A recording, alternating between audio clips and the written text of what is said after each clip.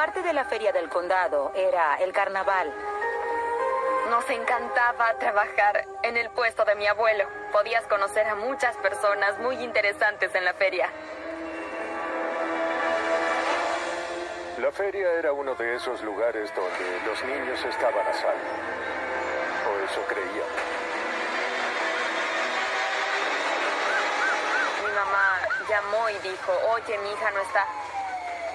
Es como si hubiese desaparecido de la faz de la tierra. Mi hija podría estar lastimada, podría estar en peligro por una persona. Nadie que conociéramos haría algo así, por lo que tenía que ser un empleado de la feria. Esperas que no esté muerta, pero las estadísticas te dicen que hay muchas posibilidades de que lo esté.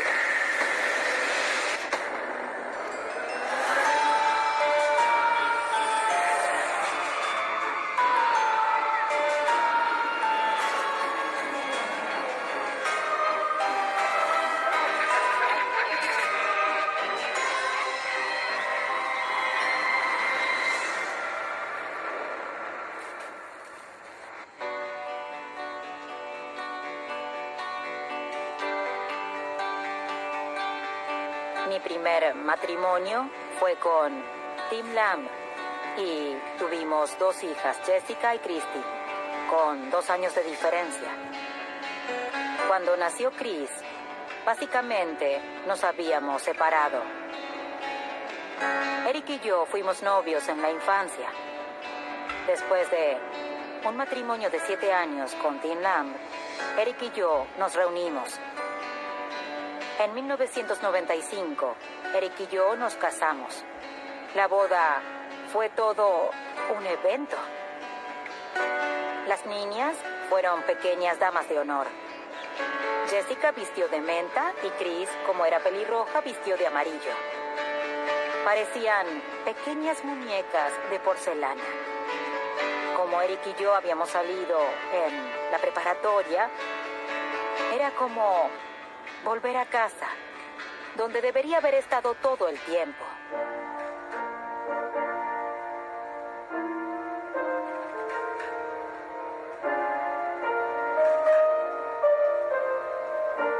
Cuando Laura caminó hacia el altar, su cabello era perfecto, absolutamente hermoso.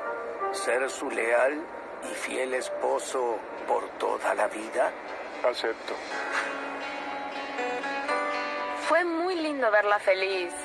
Habían sido un par de años estresantes con su separación con papá. Por lo que fue muy lindo verla calmada y relajada ese día. 2, 3. Cuán afortunado soy de que esta mujer pase el resto de mi vida conmigo.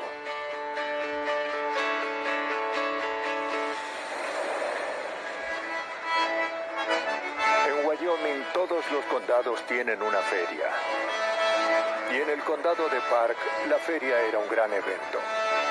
Había eventos como los camiones con tracción, tire y arrastre. Y, oh, por favor, el Big E. Solo era ruido, pero era tan popular que vendió en el Demo Derby.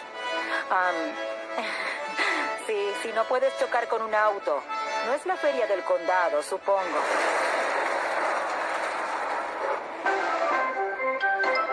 Parte de la feria del condado era el carnaval y todos los años las niñas ansiaban subirse a todos los juegos. Christine con gusto se hubiese subido a los juegos para adultos, pero no tenía el tamaño de un adulto. Ella se quedaba sentada y estaba gruñona hasta que nos bajamos del juego y luego teníamos que subirnos a un juego pequeño con ella para que estuviese feliz. Jessica y Christine eran muy cercanas y, en verdad, pasaban mucho tiempo haciendo cosas juntas. Lo que tenía el abuelo Ed, mi papá, era que pensaba que si un poco era bueno, más era mejor, por lo que compró un puesto. Nos encantaba trabajar en el puesto de mi abuelo. Podíamos conocer a muchas personas muy interesantes en la feria.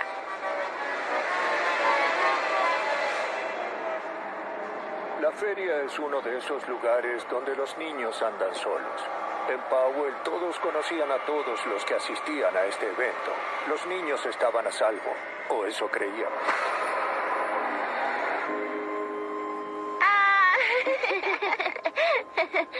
¿Qué sería mejor? ¿Tener un gatito, un cachorro o un bebé?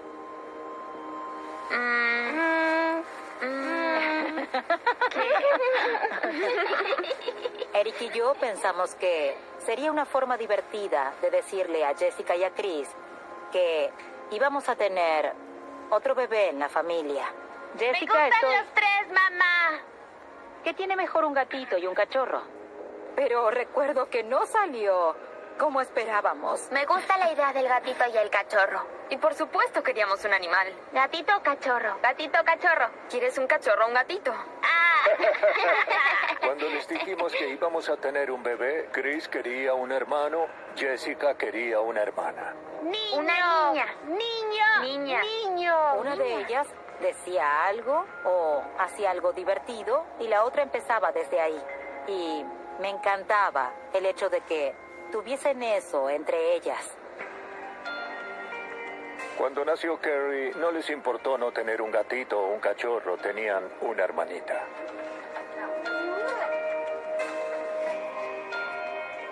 En 1997, Laura había terminado su diplomatura.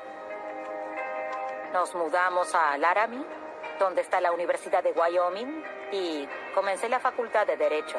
Llegamos a Laramie, una nueva vida, amigos nuevos.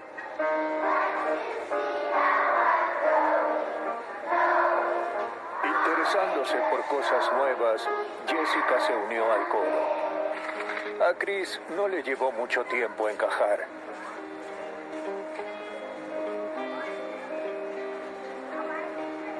Todos la conocían. Le dio un nuevo comienzo a la familia.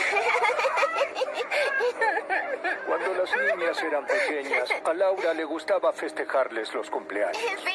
Es Jessica. Jessica. A Chris le gustaba ser el centro de atención. Tomaba el moño más grande del regalo y se lo ponía en la cabeza. ¿Ven? Ahora soy el regalo. Al tener una cámara de video, tienes la posibilidad de activamente crear un recuerdo y eso era lo que hacíamos.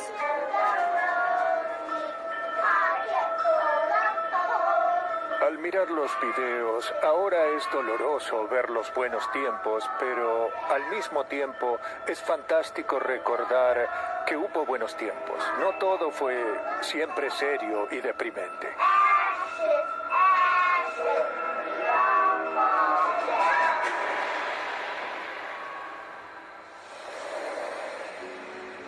En julio de 1998, de nuevo era la época de la feria del condado de Park. Yo tuve que trabajar algunos días más, por lo que Laura y las niñas se dirigieron al norte antes. Yo me quedé trabajando. Aprovechamos la oportunidad de volver a Powell y visitar a mis padres, trabajar en el puesto y visitar la feria. Lo que no sabía era que ese viaje cambiaría mi vida para siempre. La casa de mi abuelo era parte de un dúplex. Y a 1,5 cuadras estaba el jardín de mi abuelo. Había 10 o 12 filas de frambuesas, guisantes, judías verdes. Y todo el verano íbamos a ayudar a cosechar y llevarlos al mercado. Del otro lado de la calle Adams había un campamento de casas rodantes. En las casas había muchas niñas de la edad de Chris y se juntaban a jugar. No, niña. Había una niña pequeña, Lucy. Su papá, James Peterson, se acercaba a hablar y era un hombre simpático.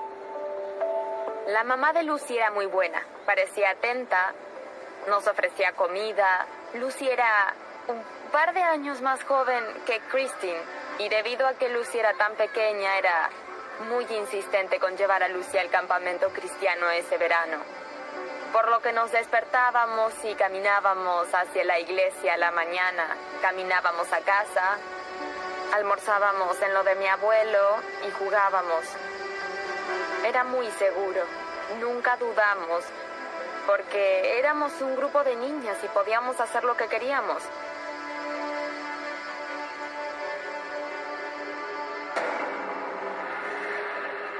El 19 de julio estábamos en el sótano de mi papá. Estábamos terminando algunos de los proyectos de la feria de las niñas. En un momento, mi papá alza la vista y se da cuenta de que oscureció y de que el agua ha estado mucho tiempo abierta en el jardín. Y mi abuelo dijo, oigan, antes de irse a dormir, necesito que cierren el agua. Yo le dije no, por lo que le di la linterna a Chris y dije, o vamos juntas o vas sola y lo haces tú misma. Por lo que se ofreció a ir sola. Yo le dije, está bien, toma mi monopatín.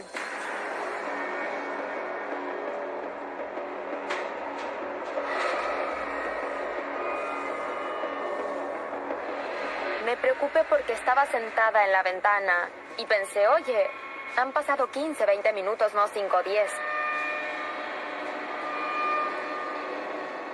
Cuando nos dimos cuenta de que ya debería haber vuelto, fui a revisar el jardín.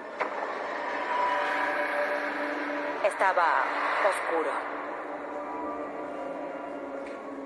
Cuando no la vi, caminé atrás, afuera del jardín, hasta la bomba. Estaba apagada.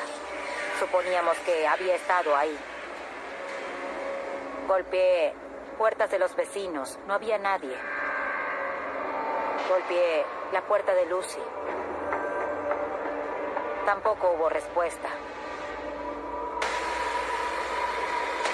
Todas las posibilidades, incluyendo que haya sido secuestrada, lastimada, todo eso me estaba volviendo loca. Mi hija podría estar herida, podría estar en peligro por una persona. En especial con gente que no era de la ciudad por el comienzo de la feria. Lo primero que pensé fue que alguien se la llevó. Necesitábamos más personas. Teníamos que terminar con esto. Recuerdo que mi mamá llamó. Oye, mi hija no está. ¿Puede venir alguien a ayudarnos a buscar? No ha hecho esto antes.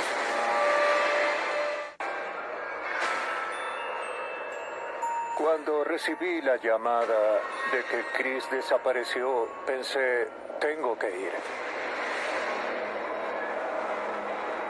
No tenía idea de lo que sucedía. El miedo, la frustración, el no saber, sentir que algo no está bien. Sin duda había muchas más personas en el pueblo cuando llegó la feria. Solo estaba a 1,5 cuadras y nos advirtieron de los empleados.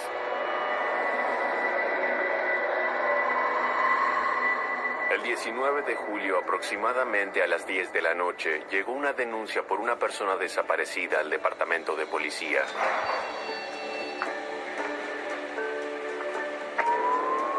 Cuando llegaron los oficiales, hablaron con la mamá, Laura.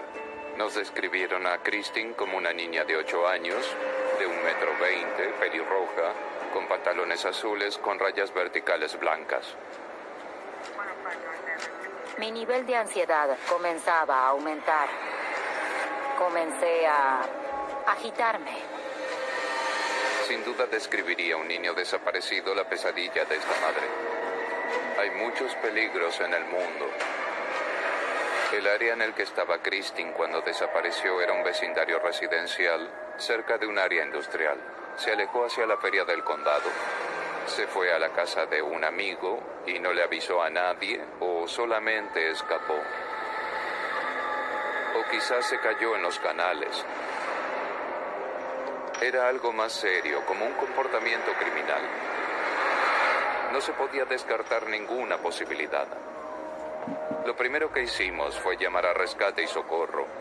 Fuimos puerta a puerta en un radio alrededor de la residencia de los abuelos. Y les pedimos a las personas que busquen en sus hogares y todos cooperaron mucho. Lucy, su papá y su mamá salieron, escucharon la conmoción. Aproximadamente la mitad del campamento de casas rodantes salió y se preguntaban qué había sucedido. Cuando Christine fue al jardín y apagó el agua, no caminó, tenía un monopatín. Era rojo, tenía ruedas blancas. El monopatín no estaba en la casa, el monopatín no estaba en el jardín, no lo encontrábamos en ningún lugar. Por lo que ahora buscábamos en lugares donde lo podrían haber tirado, como contenedores de basura. No solo buscábamos a Christine, buscábamos su monopatín, porque ese sería un indicador de dónde podría haber estado. Teníamos detectives de agencias locales, detectives en jefe, teníamos agentes del FBI. Estábamos intentando encontrar a Christine sana y salva para llevarla a su casa. Cada segundo, cada minuto cuenta.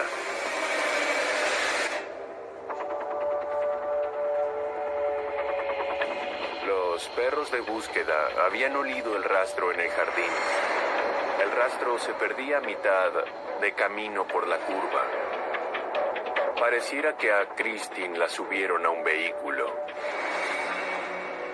En algún lugar hay una pequeña niña en este momento que está intentando captar la atención de alguien. Y donde sea que esté, es nuestro trabajo asegurarnos de que las personas que estén ahí sepan que ella está intentando captar su atención. Mark volvió a la escena y en la calle, en el asfalto, se podía ver una marca de presión de una llanta que indicaba que un auto giró allí. Un oficial interrogó a un vecino que escuchó a un vehículo acelerar alejándose del área donde vivía Christine. Un vecino cree haber visto a alguien que se la llevó. Dice que un Camaro rojo opaco pasó por ese lugar 8 veces ese día. Pasó por la calle conduciendo lento como un caracol. No conducía a la velocidad normal de todos los del vecindario. Fue aproximadamente a la misma hora en la que Christine desapareció. Sé que hubo cortes en las carreteras, puestos de control, etcétera, donde se controlaban los vehículos. Se controlaba mucho a los empleados del carnaval porque son temporales. Nadie que conocieras de la iglesia o de los juegos haría algo así. Por lo que tenía que ser un empleado de la feria o uno de estos visitantes. La mayoría de los adultos te advertía sobre ellos. A veces eran exconvictos y los juegos eran una estafa, así que tenías que tener cuidado. Recuerdo al menos a algunos miembros de la familia. Mi abuelo, mi mamá, caminábamos por el carnaval intentando ver qué sucedía con los empleados. Preguntándoles, oye, ¿has visto a una niña? Un caso de una persona desaparecida es un poco más desafiante. Esperas que no esté muerta, pero las estadísticas te dicen que hay muchas posibilidades de que lo esté.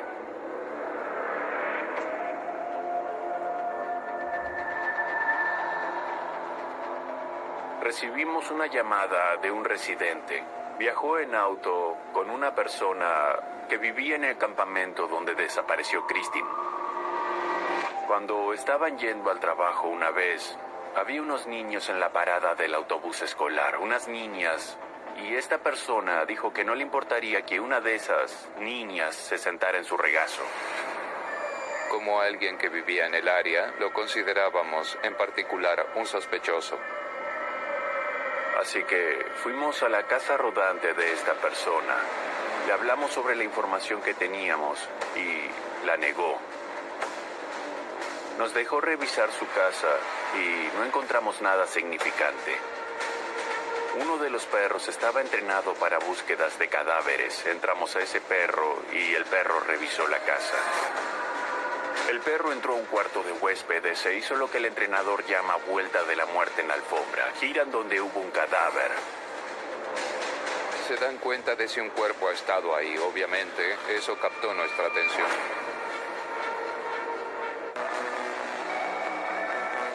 Los detectives están siguiendo su pista más importante en la desaparición de Christine Lamb.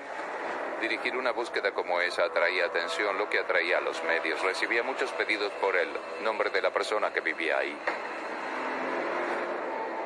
Cuando un perro hace la vuelta de la muerte, reacciona a un rastro particular, lo que ellos creen que es el lugar donde algo murió. Luego se acuestan y dan la vuelta en ese lugar.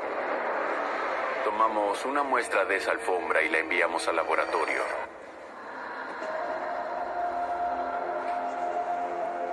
Sé que mi papá sentía culpa por ser el que le pidió que vaya al jardín. No es el tipo de persona que hablaría sobre eso, pero lo sabía. Él se involucró en la búsqueda con todo lo que tenía. Alguien se la llevó. No se hubiese metido en un auto voluntariamente con cualquiera. Hubo llamadas salientes y entrantes que mi papá contestó.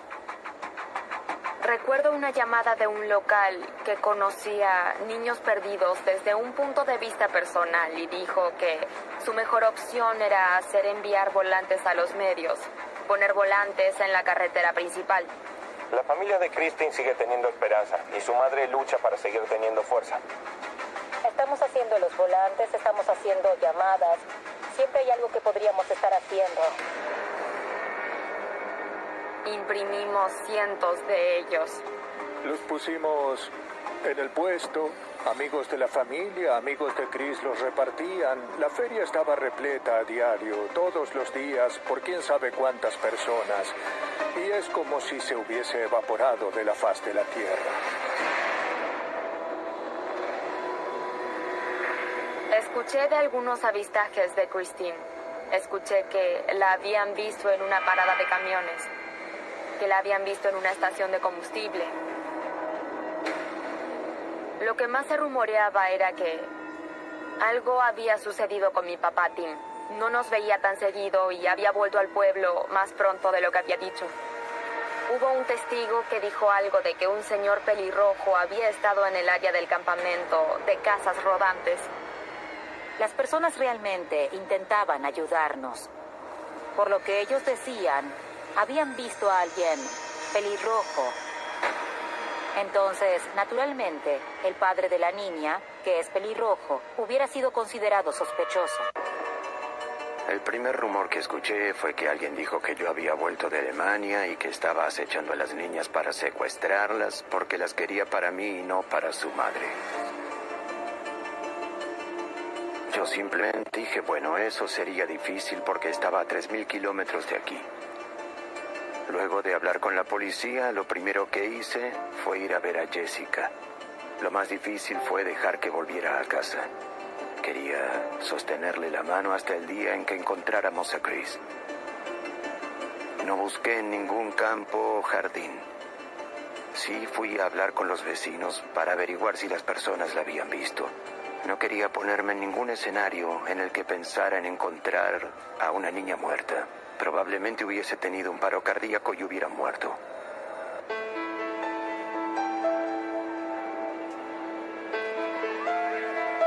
Christine tenía 8 años en ese momento. El responsable probablemente fue un miembro de la familia o alguien muy cercano a la familia.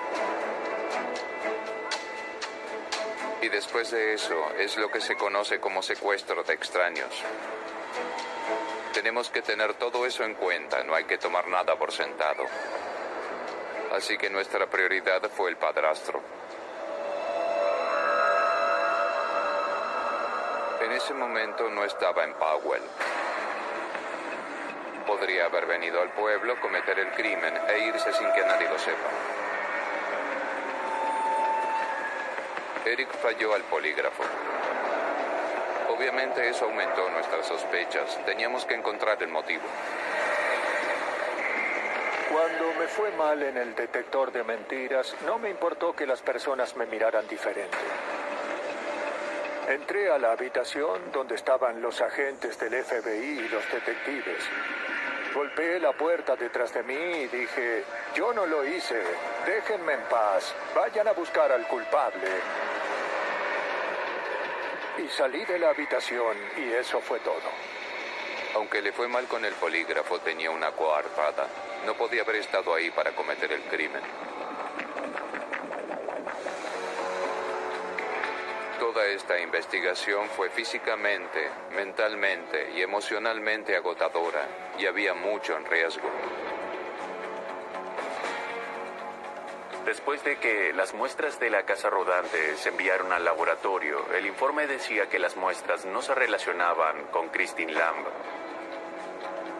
Había sido un animal muerto. Fue una muestra verdadera, pero no estaba relacionada con nuestro caso. La persona tomó la prueba del polígrafo y la pasó. Se lo descartó como sospechoso en ese momento. Al final, el Camaro rojo no estaba relacionado con el caso.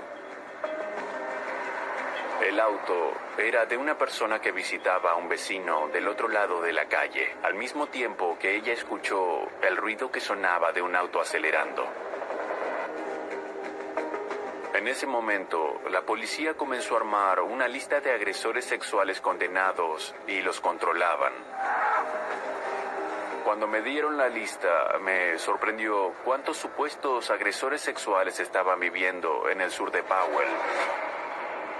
Eran entre 50 y 100 en un radio de aproximadamente entre 5 y 10 cuadras de donde estaba Christine. Esa era una prioridad. Necesitábamos sus coartadas. El FBI se encargó de eso.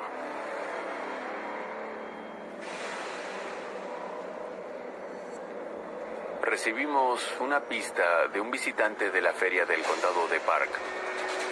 Vieron a una niña con un monopatín rojo. Cualquier pista que indicara que alguien posiblemente vio a alguien que encaje con la descripción de Christine sería seguida. Haríamos lo que pudiésemos para eliminar esa pista. Y inmediatamente fuimos ahí e intentamos localizar a la niña.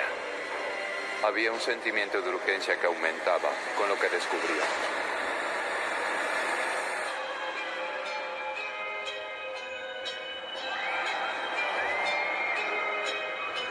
Alguien me había dicho que había visto a una niña que pensaba que era Chris en la feria. Cuando tu hija está desaparecida, no esperas un no lo sé, no esperas un aún no estoy seguro. Quieres la respuesta sin importar lo que cueste y a veces no está bien. Mi familia decidió dar un paso al costado porque pensaban que yo podría ser volátil.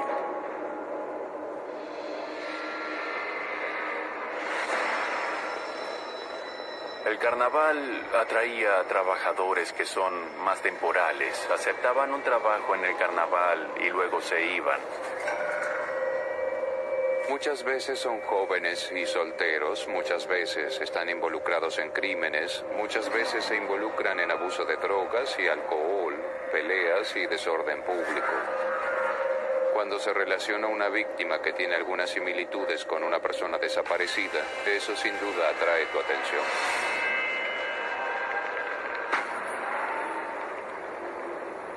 Pudimos identificar al sujeto y al monopatín. Resultó ser la hija de uno de los empleados del carnaval y pudimos entrevistarla a ella y a su padre. Nos permitieron llevarnos el monopatín y mostrárselo a la familia para ver si podían identificarlo como el que tenía Christine. Se lo llevamos y verificaron que no era el de Christine. Comenzamos a trabajar con la unidad de ciencias del comportamiento. Dijeron que probablemente la habían asesinado. Toda la información de la investigación nos indicaba que probablemente el sospechoso fuese un hombre de entre 20 y 30 años. Alguien que tuviese un historial previo de comportamiento violento, alcohólico, un solitario que probablemente no pudiese mantener un empleo. Y comenzamos a buscar a alguien que encaje con esas características. Cuando estaba revisando la lista de agresores sexuales, noté que había una persona en particular que no aparecía en la lista y que yo sabía que había cometido delitos sexuales previos. Había personas que habían sido condenadas por crímenes sexuales como juveniles que no estaban en el registro. La persona que agregué a la lista era un vecino que vivía del otro lado de la calle de la casa del abuelo de Christine, en el campamento de casas. Estaba en el área la noche en que Christine desapareció y podría haberla secuestrado. Discutimos lo que haría con el cuerpo el agresor que encajara con el perfil. No encontramos el cuerpo en ningún lugar cercano a donde desapareció. Los otros 2 lugares probables podrían haber sido el canal de irrigación o los contenedores de basura. La persona que cometería este tipo de crimen no llevaría el cuerpo 2 cuadras por un área industrial abierta para ponerlo en el canal, sino que lo escondería en algún lugar cercano. Quizás lo arrojaría en un contenedor de basura. Y con esa información, decidimos continuar la investigación hacia el basural del condado de Park, para ver si Christine o el monopatín estaban en el basural. El 2 de agosto armamos un equipo para revisar el basural. El basural para Powell y las áreas cercanas se encuentra aproximadamente a 8 kilómetros al este de la casa del abuelo de Christine. Hablé con el operador de la cargadora del basural, quien llevaba la basura desde los camiones, y él recordaba dónde el camión del lado sur del pueblo había dejado la basura el día siguiente. El 3 de agosto recibí un informe de que habían encontrado posibles partes de un monopatín. El jefe de la policía dice que los oficiales consideran las partes del monopatín con un optimismo cauteloso. No queremos hacernos ningún tipo de ilusión y que luego no sea así. Me mostraron partes de un monopatín. Parecía que lo habían desarmado y juntamos la mayor cantidad posible de partes que pudimos encontrar y se la llevamos a la familia, y ellos identificaron el monopatín como el monopatín de la niña. Cuando encontramos el monopatín, pensé que era muy probable que también encontráramos el cuerpo en el basural.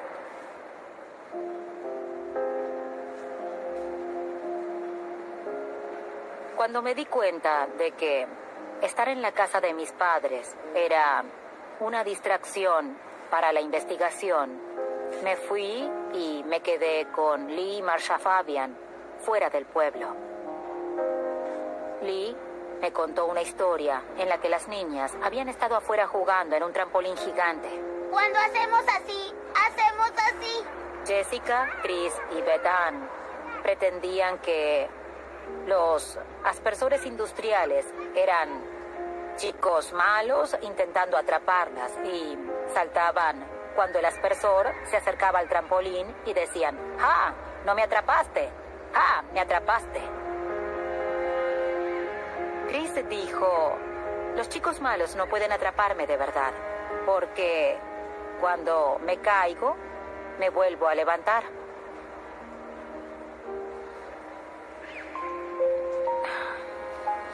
Y en ese momento en el que Lee me estaba contando esta hermosa historia, comprendí absoluta y completamente que ella se había ido. Escuché las palabras muy claramente. Su misión había terminado.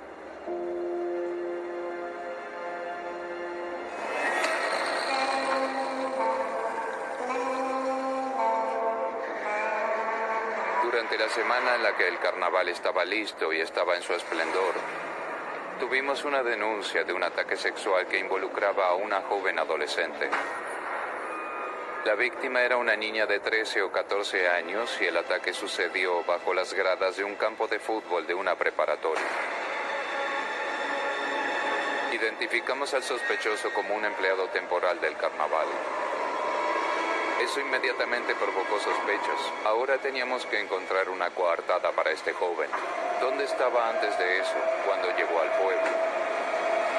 ¿Estaba en el pueblo cuando Christine desapareció? ¿Estaba relacionado de alguna forma?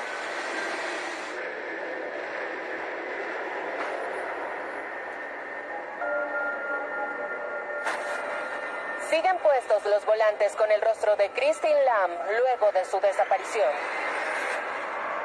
Recibimos una denuncia de un ataque sexual que involucraba a un empleado del carnaval. Un empleado temporal con una adolescente. Cuando recibimos ese informe fue cuando asignamos a personas para que trabajaran para averiguar si estaba conectado con nuestro caso. Como resultado, pudimos resolver que no estaba en el área en ese momento. Realizamos una investigación independiente para ese caso y fue condenado. Tener una investigación de un importante caso como este justo en ese momento agregaba presión a lo que ya era un nivel bastante alto e intenso de actividad para nosotros. El 5 de agosto, una de las empleadas de la ciudad encontró una bolsa de basura de plástico y se podía ver una bolsa de lona verde saliendo de ella. Cuando se acercó, era el cuerpo de una pequeña persona en estado de descomposición. Cuando encontramos el cuerpo en ese momento, modificamos el enfoque. Pasamos de una investigación por desaparición a una investigación de homicidio, aunque el cuerpo no había sido identificado. Estábamos seguros de haber encontrado a Christine en ese momento. Había sido asesinada. Habían desechado su cuerpo. Siempre deseas encontrar a la víctima con vida. Y apenas tuve la oportunidad, fui a casa a ver a mi hija. No porque hubiese pasado algo con ella, solo quería ver que estuviese ahí.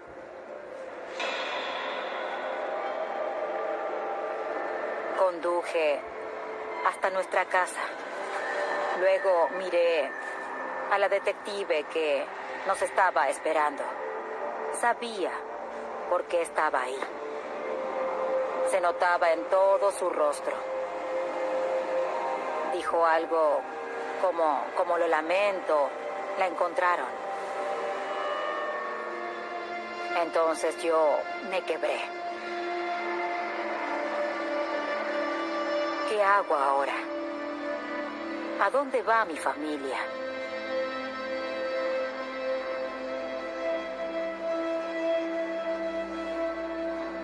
Cuando recibí la llamada, lo primero que sentí, por supuesto, fue miedo absoluto y lo segundo como padre fue culpa por no haber estado ahí para protegerla. Lo que suceda sigue siendo mi culpa. Lo lamento, recuerdo ese día y eso es todo.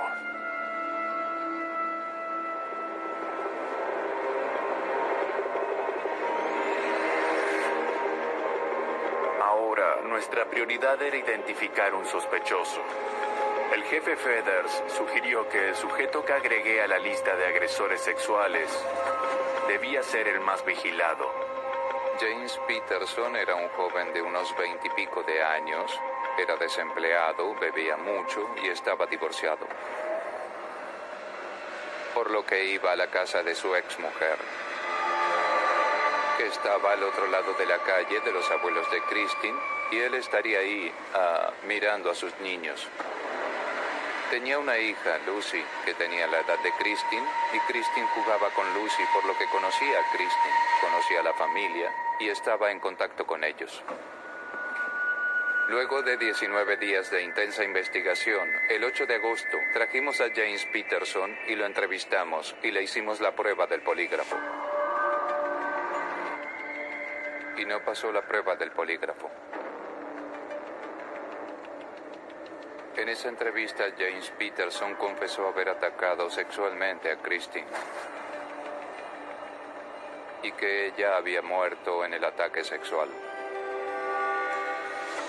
Así que al final de la entrevista fue arrestado y puesto en custodia.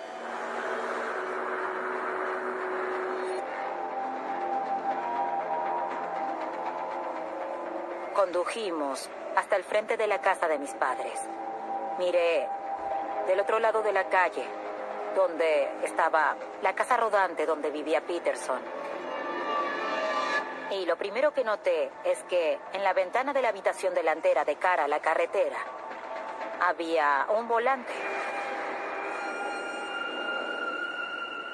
Estaba tan enojada. Me puse al rojo vivo en un solo segundo.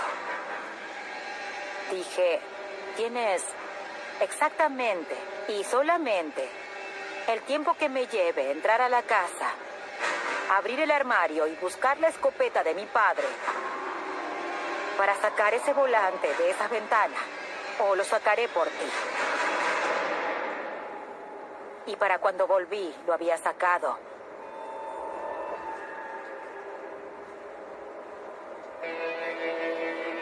Cuando revisamos todas las pruebas que teníamos del caso, intentando armar lo que había ocurrido esa noche, tenemos informes de testigos que vieron a Christine ir al jardín y apagar el agua, irse del jardín y volver a la casa de su abuelo. Creemos que fue a la casa rodante para invitar a la hija de Peterson, Lucy, a un evento de la iglesia. Los niños estaban acostados cuando ella fue. James Peterson la metió en la casa, la atacó sexualmente y ella murió durante ese ataque sexual. Creemos que tomó el cuerpo y lo metió en la bolsa de lona. Luego lo desechó en un contenedor de basura en el campamento. La hija de James Peterson dijo que quizás había visto la bolsa de lona debajo de la pileta del baño. Sospechamos que la dejó ahí mientras todo se calmaba afuera y luego la podría arrojar al contenedor. Con voz baja y balbuceando, James Peterson admitió haber violado y asesinado a Christine Lamb, de 8 años, ahogando sus gritos de pedido de ayuda. James Peterson se declaró culpable y fue condenado a cadena perpetua.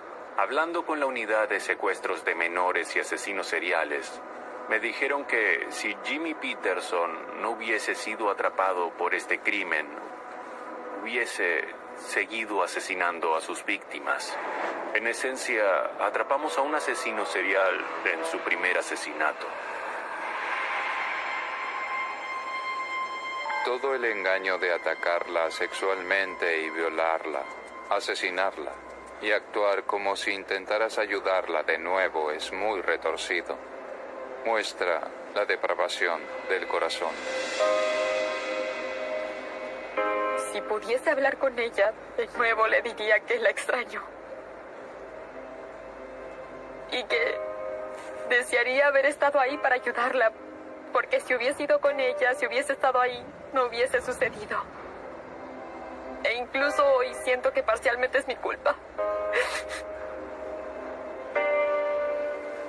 Cada vez que me despierto, espero que siga siendo una pesadilla. La sigo viendo a Chris todos los días. Y tengo que recordarme de que esa pequeña de 8 años no es mi hija, ya tiene 25. Los padres dicen que darían la vida por sus hijos y es verdad. Si hubiese una forma de volver y que ella viva y yo muera, sin ninguna duda, lo hubiese hecho y lo sigo pensando. No hay un solo día en que no la extrañe.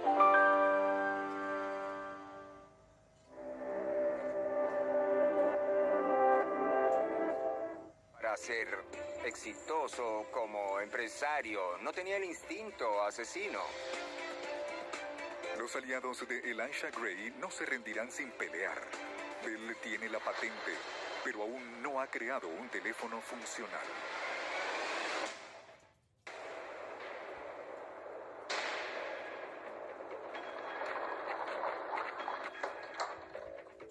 Watson, asumo que está terminado. Sí, señor, aquí. Alexander Graham Bell recibe la patente por su teléfono en 1876, pero aún debe crear un prototipo funcional y se siente presionado para trabajar rápido.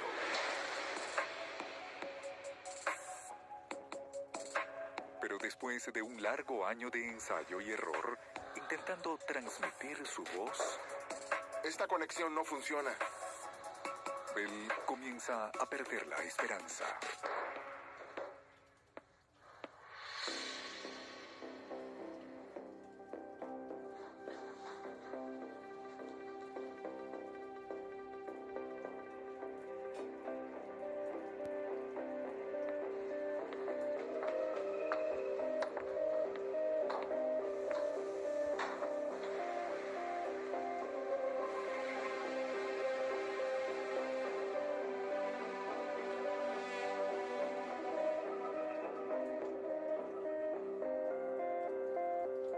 Watson, venga aquí.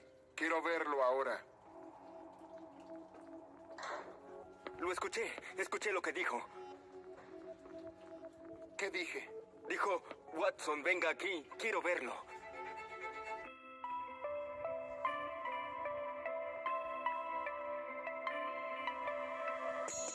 Woke up at a late time, where we going? Sailing on your waistline, where we going? Looking in your face like looking in the sun. We can't go to yours cause we get too loud. We can't go to mine cause my tire's blacked out. It's nicer in here with the walls run down. Just wanted to feel like we left town. We spent last night tripping at the days and lost in time like we got on a spaceship. Tell me all your dreams when you wake up. Carry me from the pool to the bathtub. We spent last night tripping at the days and lost in time like we got on a spaceship. Still feel like a dream when we wake up. Carry me from the pool to the bathtub. Please do not disturb, son, we stay cozy. You don't turn the lights off, that's a different love. Dancing on the bed like I know the ugly. Yeah.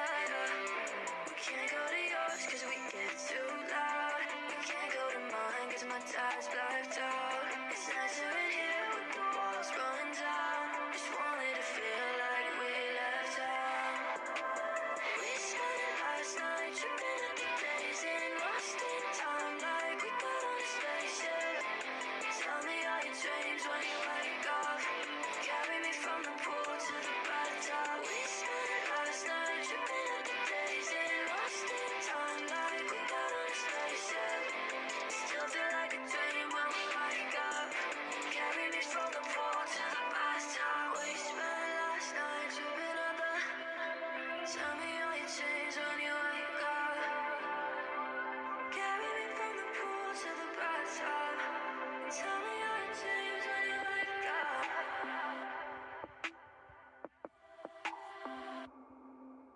We spent last night tripping at the days and lost in time like we got on a spaceship. Tell me all your dreams when you wake up. Carry me from the pool to the bathtub. We spent last night tripping at the days and lost in time like we got on a spaceship. Still feel like a dream when we wake up. Carry me from the pool to the bathtub. Las obscenas por vender estos bonos. Alto, tú eres un banco. Trabajas para un banco, apuesto que tus márgenes son bastante jugosos. No vamos a hablar de mis márgenes. Por cierto, que son jugosos. Linda camisa. ¿La hacen para hombre? ¿No eres un banco? Trabajo para el banco. No pienso como un banco. Grande o pequeño, me gusta hacer dinero. ¿De acuerdo? Lo voy a poner de esta manera. Están frente a una casa en llamas. Y yo les ofrezco un seguro contra incendios. ¿Cómo pueden ser tan malos esos bonos subyacentes? No sería legal. Nadie sabe qué hay en ellos. Nadie sabe qué hay en los bonos. He visto algunos que son 65% triple A. Y estoy muy seguro de que están llenos con 95% de basura de alto riesgo, con FICOs de menos de 550. Eso no es posible. ¿Quieren que los deje boquiabiertos? Cuando hay un bono muy riesgoso a la compra, ¿qué creen que hacemos? Adivinen. No sé, tú dime. ¿De acuerdo? ¿Creen que lo dejamos en los libros? No. Solo lo ponemos con un montón de mierda que tampoco se vendió y lo ponemos en un CDO. ¿CDO? Sí, un CDO. ¿Qué es eso? Es cuando tomamos un montón de Bs, doble Bs y triple Bs que no vendimos y las apilamos. Y cuando apilamos suficientes, el conjunto de pronto se considera diversificado. Y los cínicos de la agencia de calificación le dan un grado triple A de 93%, sin hacer preguntas. Espera, repite eso.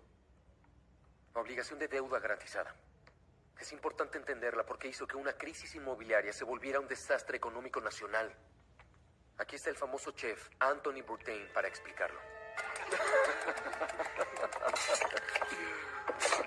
Muy bien, soy un chef una tarde de domingo preparando el menú de un gran restaurante. Ordené mi pescado el viernes, que es el bono que Michael Burry vendió en corto. Pero parte del pescado no se vende. No sé por qué, tal vez se descubrió que el fletán es tan inteligente como un delfín. ¿Y qué voy a hacer? ¿Tirar todo el pescado que no vendí, que es el nivel triple B del fondo, a la basura y aceptar mi pérdida? Ni hablar. Siendo el ingenioso y moralmente oneroso chef que soy, los niveles más bajos del fondo que no vendí, los pongo en un estofado de mariscos, ¿ven? No es pescado rancio. Es un platillo nuevo. Y lo mejor es que comerán pescado de hace 3 días. Eso es un CDO. Yo solo quiero saber cómo es esto que es esas cosas simplemente pudieron imposible. combinarse. De alguna Porque, manera tú eres como pero me parece Dora muy la difícil de exploradora. creer. Fuiste la primera persona en descubrir esto. Los bonos son mierda de perro. Y los CDO es mierda envuelta en mierda de gato. Sí, así es. De acuerdo. Las instituciones tratan estos CDOs como si fueran tan sólidos como bonos del tesoro y pronto valdrán 0. No puede ser. Se vendieron 500 billones de bonos inmobiliarios solo el año pasado. Las agencias de calificación, los bancos y hasta el pinche gobierno. ¿Dices que no tienen ni puta idea? Sí. Todo mi departamento compra CDOs. Me dicen Chicken Little. Me dicen burbujitas. As, 0. Bs, 0. Doble Bs, 0. Triple Bs, 0. Y eso es lo que pasa. ¿Qué es eso? Es el mercado inmobiliario. Cuando recorrí el circuito legal en Illinois, defendí a una mujer de Metamora llamada Melissa Going, de 77 años. La acusaban de matar a su esposo, de 83. Intentó ahorcarla y ella tomó un palo de leña y lo mató fracturándole el cráneo. Su testamento decía... Hey, supongo que logró asesinarme. Si puedo regresar, cobraré venganza.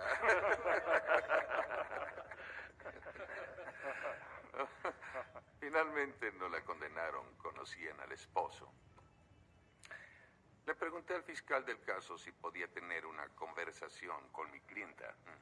Y ella y yo fuimos a una sala del tribunal, pero solamente yo salí. La ventana de la sala estaba abierta y se sospechaba que la mujer salió por ahí. Le dije al oficial que antes de que yo saliera me preguntó dónde podía conseguir agua y le dije que en Tennessee. La señora Goings no volvió a verse en Metamora. Ese día se hizo justicia. Incluso la Vale condonó su fianza. Temo que no entiendo. Me di cuenta de que la Constitución da poderes bélicos. Y nadie sabe exactamente qué poderes da. Muchos dicen que no existen, no lo sé. Decidí que los necesitaba para cumplir mi juramento de proteger la Constitución. Lo que implicaba que podía quitarles los esclavos a los rebeldes como propiedad confiscada en la guerra. Eso podría interpretarse como que concuerdo con los rebeldes en cuanto a que los esclavos son objetos, pero no es así. Eso jamás. Quiero que todo el mundo sea libre y si decir que un hombre es un objeto o contrabando, lo vi como una oportunidad. Aquí es donde todo se complica. Uso la ley para apoderarme de propiedad en una guerra sabiendo que solo aplica a propiedades de gobiernos y ciudadanos de países en guerra. El sur no es una nación. Por eso no puedo negociar con ellos. Si en efecto los negros son propiedad según la ley, tengo derecho de embargar propiedad de los rebeldes si digo que solo son rebeldes y no ciudadanos de un país en guerra. Y lo peor de todo es que afirmo que los estados sureños no están en rebelión, sino los rebeldes que viven en esos estados, estados cuyas leyes siguen vigentes. Estados cuyas leyes siguen vigentes. Eso implica que si la ley de un estado determina que un negro puede venderse como esclavo, como propiedad, el gobierno federal no tiene injerencia, al menos aún no. Los negros de esos estados son esclavos, son propiedad, y mis poderes me permiten confiscarlos como tal, así que los confisqué. Pero si respeto las leyes estatales, ¿cómo podía liberarlos con mi proclamación como lo hice? Solo invalidando sus leyes.